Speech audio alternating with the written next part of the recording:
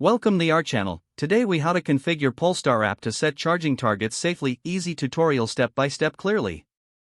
First, ensure that you have the Polestar app installed on your mobile device. Open the Polestar app and log in using your credentials.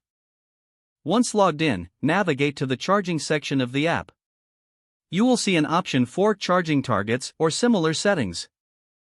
Select that option to access the charging target configuration.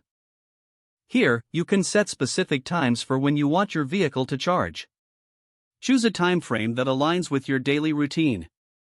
Next, determine your desired battery percentage for charging completion.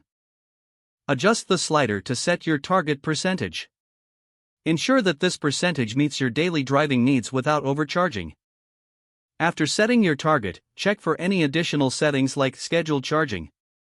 If available, enable this feature to further customize your charging times. Review your settings to confirm everything is accurate. Once satisfied, save your configurations by selecting the Save button. Your charging targets are now set, ensuring safe and efficient charging.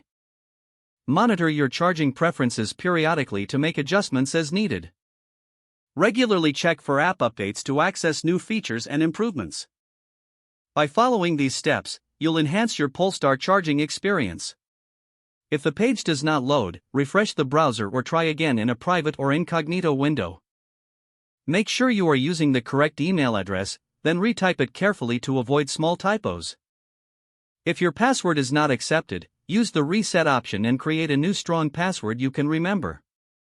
Check your spam folder for verification or security emails, then complete any requested confirmation steps. Enable two-factor authentication if available to improve account security and reduce unauthorized access risk. After signing in, review your profile details so your contact information and settings are accurate and current.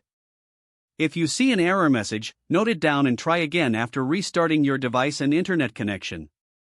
Log out when you finish, especially on shared devices, to keep your account and payment information secure.